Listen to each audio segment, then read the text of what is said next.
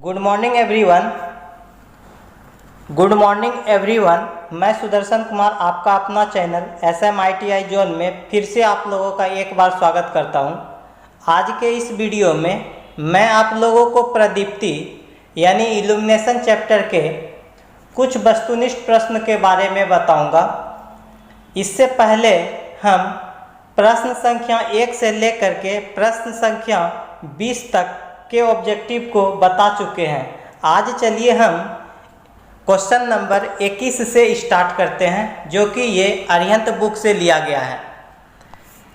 चलिए 21 number question कह रहा है कि सोडियम वेपर लैंप का आयनन विभव कितना होता है।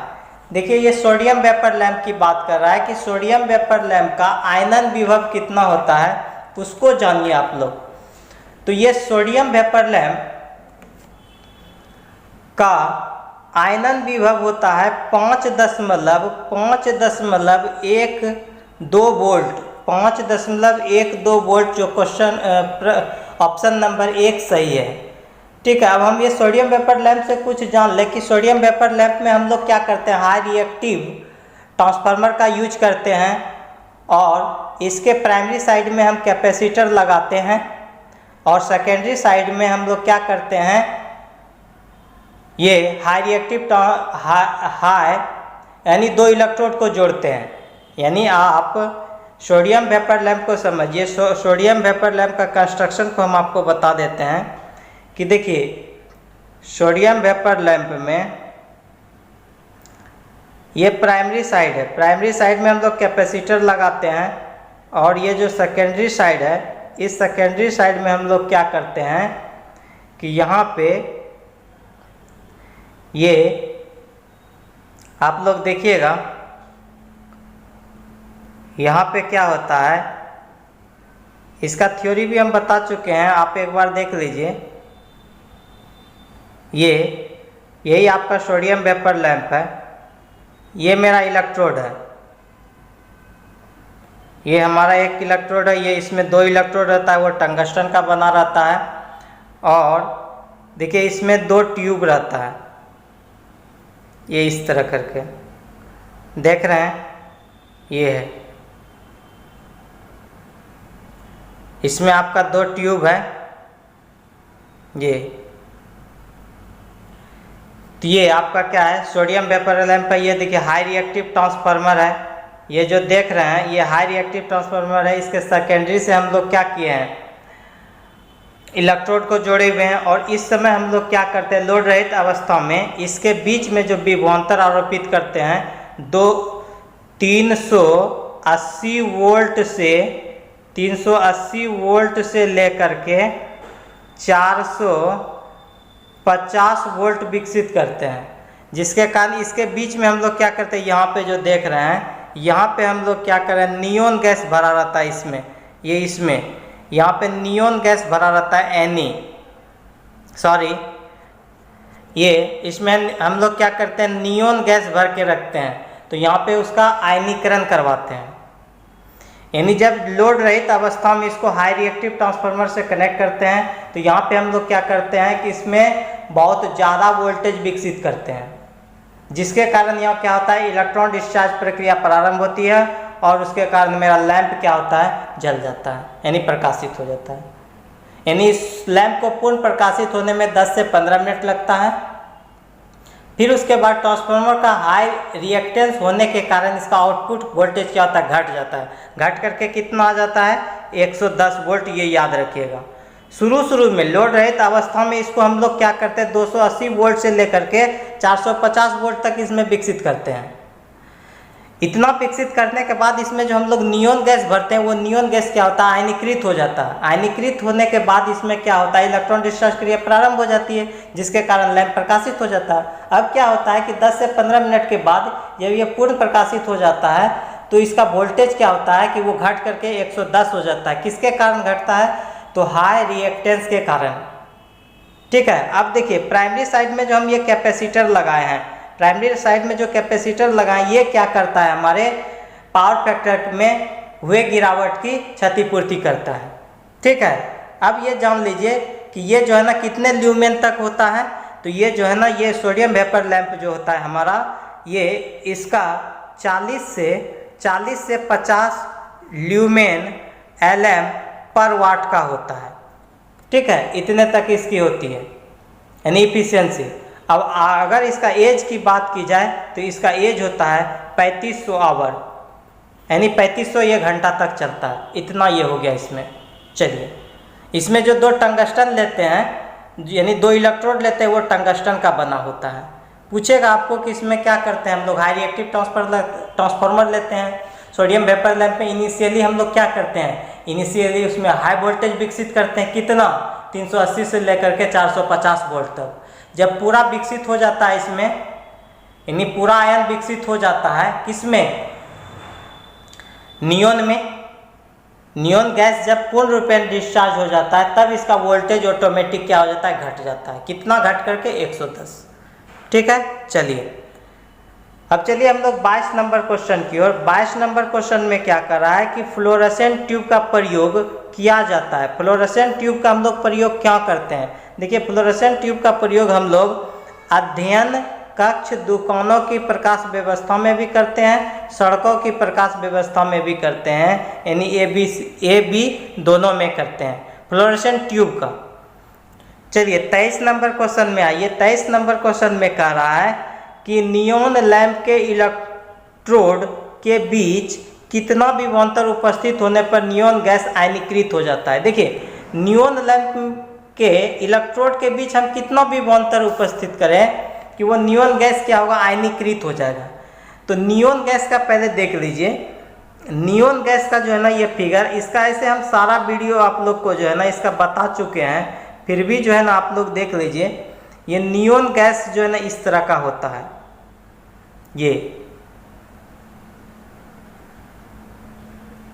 ये देखिए, ये नियोन गैस है। तो इस नियोन गैस में जो है ना आयनीकृत होने के लिए हमको कम से कम क्या होना चाहिए, 110 वोल्ट होना चाहिए। नियोन गैस आयनीकृत तब होगा जब इसमें वोल्टेज कितना होना चाहिए, 110 वोल्ट होना चाहिए। नहीं, ऑप्शन नंबर डी होगा। क्लियर।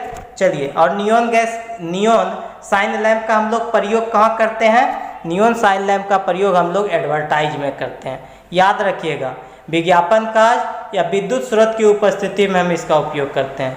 ये अगर इसकी दक्षता की बात की जाए तो इसकी दक्षता होता है 15 ल्यूमेन पर वाट। ये याद रखिएगा, 15 LM पर वाट होता है।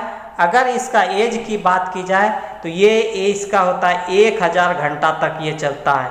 1000 घंटा इसका लाइफ होता है। और नियोन लैंप का प्रयोग हम लोग एडवर्टाइज में, साथ ही साथ हम पर विद्युत स्रोत की उपस्थिति दर्शाने में करते हैं। याद रखिएगा, एडवर्टाइज विज्ञापन कार्य में करते हैं। चलिए 24 नंबर क्वेश्चन की ओर चलिए।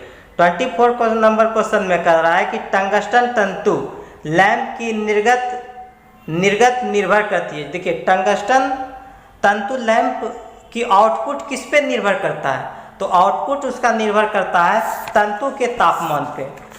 तंतु का तापमान जितना रहेगा उतना ही तो हमको आउटपुट में मिलेगा। यानी 24 का आपका ऑप्शन नंबर हो जाएगा, 24 का आपका ऑप्शन नंबर हो जाएगा बी, तंतु के तापमान। आपको पता है कि टंगस्टन फिलामेंट लैंप का टेम्परेचर कितना होता है, यानी आपको पता है कि कितना होता है, 3400 डिग्री मैक्सिमम होता है। लेकिन ये क्या होता है, 2000 डिग्री सेंटीग्रेड के बाद इसमें 2000 डिग्री सेंटीग्रेड के बाद इसमें क्या होता है कि इसमें वाष्पीकरण की क्रिया प्रारंभ हो जाती है। यानी इसके जो है ना बल्ब के चारों तरफ आप देखेंगे अंदर में काला पड़ने लगेगा। ठीक है, आयनीकरण होना स्टार्ट हो जाता है। ठीक है, तो ये याद रखिएगा, तंतु के तापमान, ये तापमान पे डिपेंड किया, जितना हम तापमान देंगे उतना ही हमको आउटपुट मिलेगा। चलिए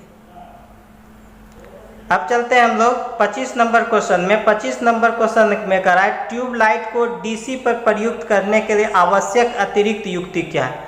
आप एक ट्यूबलाइट है और उस ट्यूबलाइट को आप क्या कर रहे हैं, अगर डीसी से ऑपरेट करना चाह रहे हैं, ट्यूबलाइट को अगर डीसी पर प्रयुक्त करने के लिए आवश्यक अतिरिक्त युक्ति हमको क्या चाहिए। देखिए कोई भी ट्यूब लाइट हो, अगर हम उसको डीसी से चलाना हो तो डीसी से चलाने के लिए हम उसमें क्या लगाना पड़ेगा, प्रतिरोध लगाना पड़ेगा।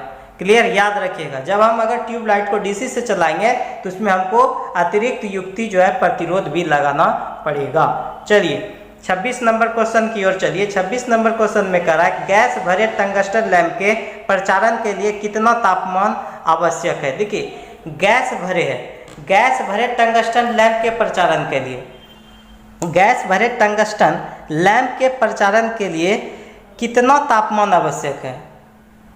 अब देखिए वो टंगस्टन लैंप में गैस भरा हुआ है तो हमको कितना आवश्यक तापमान चाहिए, तो उसके लिए हमको चाहिए 2300 डिग्री सेंटीग्रेड, जो बी नंबर ऑप्शन होगा। चलिए आगे चलिए 27 नंबर क्वेश्चन देखिए। 27 नंबर क्वेश्चन में कह रहा है कि रात्रि के समय फ्लोरोसेंट ट्यूब स्विच बंद कर देने पर भी रोशनी देती है, जिसका कारण है। कभी कभी आप ऐसा देखे होंगे, आप अपने घर के में भी देखे होंगे कि आपका ट्यूब लाइट आप क्या कर दिए हैं, ट्यूब लाइट का स्विच जो है बंद कर दिए हैं, फिर भी आप देखते होंगे कि वो ट्यूब लाइट रोशनी दे रहा है, तो इसका कारण क्या होगा। कभी कभी आप ऐसा देखे होंगे कि आप स्विच को क्या कर दिए, उस ट्यूब लाइट का स्विच बंद कर दिए हैं, फिर भी आपका ट्यूब लाइट प्रकाशित हो रहा है। यानी आप देखे होंगे दोनों साइड में किनारे पे वो क्या हो रहा है, जल रहा हो, तो इसका क्या कारण हो सकता है। इसका कारण यही है फेज, स्विच से फेज नियंत्रित न होना। स्विच से फेज अब क्या हो रहा है, मेरा कंट्रोल नहीं हो रहा है, तभी तो प्रकाशित हो रहा है। स्विच लगाए हैं यानी इसका अर्थ है स्विच से फेज नियंत्रित न हो रहा है, यानी नहीं हो रहा है, कंट्रोल नहीं हो रहा है, इसीलिए आपका वो क्या है, ट्यूब लाइट आपको जलता हुआ नजर आएगा। चलिए ये बहुत इंपॉर्टेंट है, स्किल टेस्ट में पूछा भी गया था। चलिए 28 नंबर क्वेश्चन भी काफ़ी महत्वपूर्ण है, इसलिए देखिएगा। ये HPMV है, HPMV लैंप में 250 वाट और 250 वोल्ट के लिए पावर फैक्टर बढ़ाने हेतु कितनी धारिता का कैपेसिटर प्रयोग किया जाता है। चलिए ये क्वेश्चन काफ़ी महत्वपूर्ण है, इसलिए आप लोग इसको ध्यान दीजिएगा। देखिए यहाँ पे जो लिखा हुआ है गौर कीजिएगा, HPMV HP का पहले अर्थ समझिए, हाई प्रेशर, H से हो गया हाई,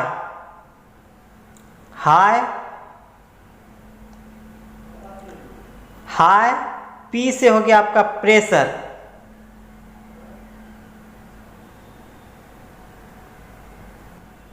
हाई प्रेशर, ठीक है। M से क्या हो गया, मरकरी, M से हो गया आपका मरकरी, M से हो गया आपका मरकरी, M से हो गया मरकरी, मरकरी,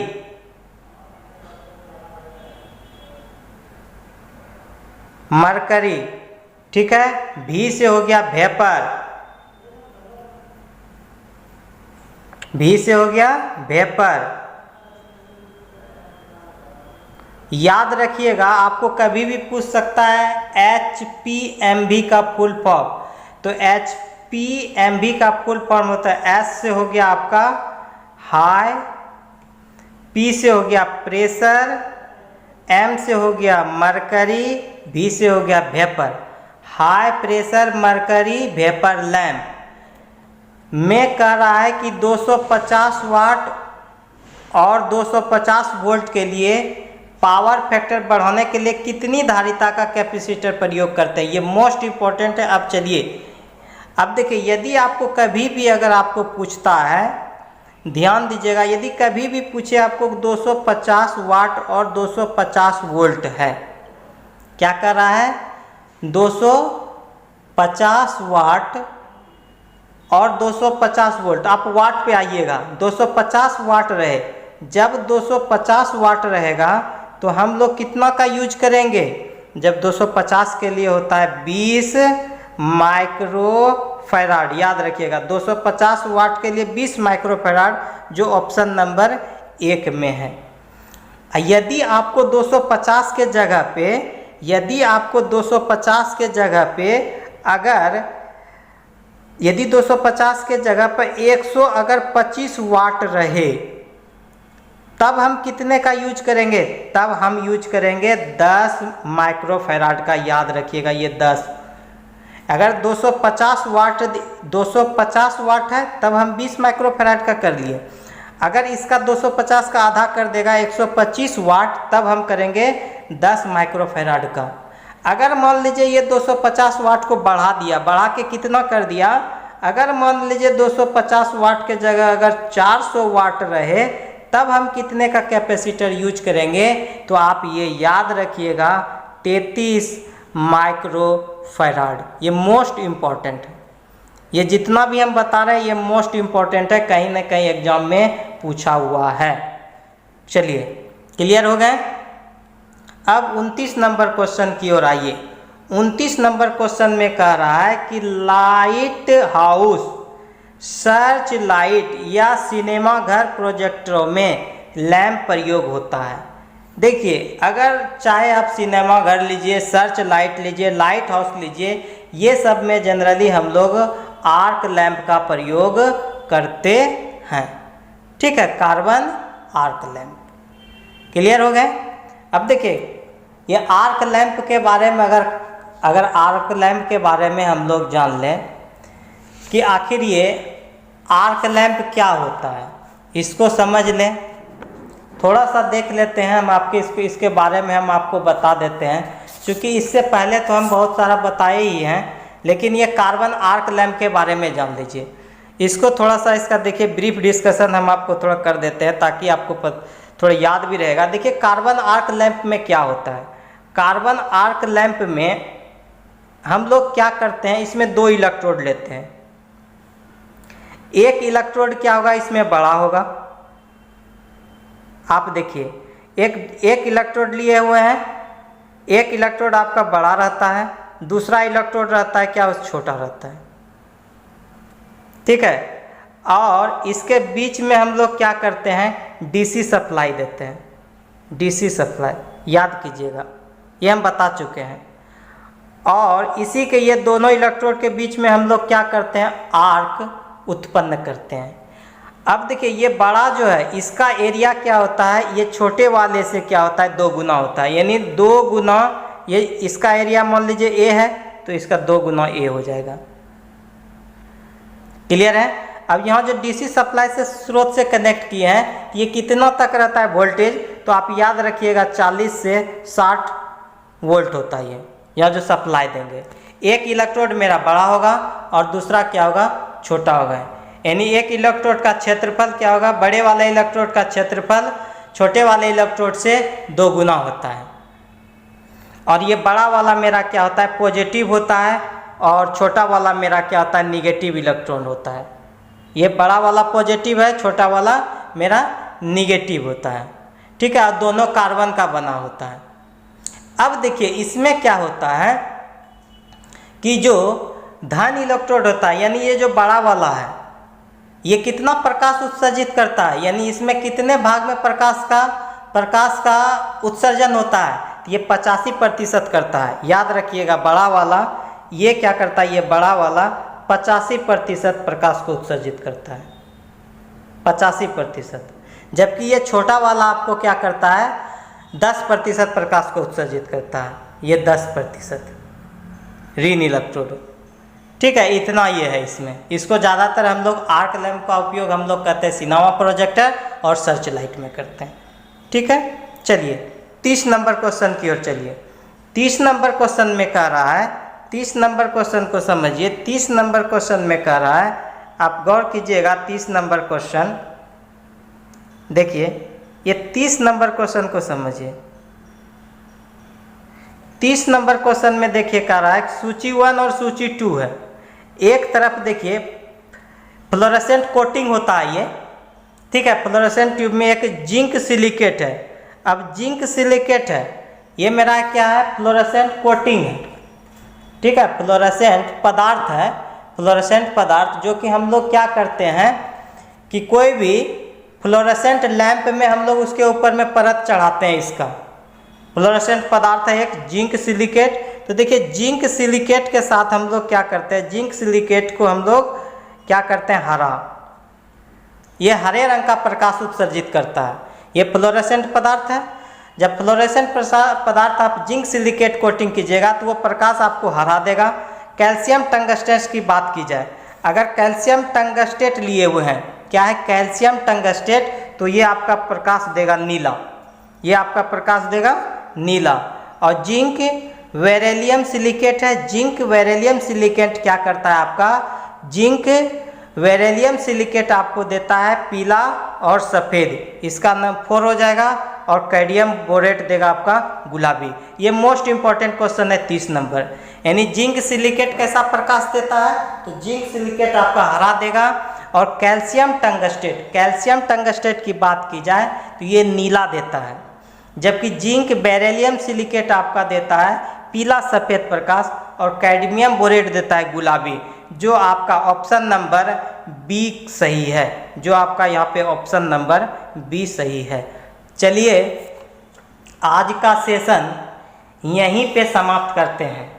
यदि आप लोगों को आज का सेशन पसंद आया हो तो लाइक करें, शेयर करें, और यदि हमारे चैनल पे नए हैं तो पहले चैनल को सब्सक्राइब करें और बेल आइकॉन को प्रेस करें, ताकि आपको करंट नोटिफिकेशन मिलते रहे। मिलते हैं next day. Thank you class.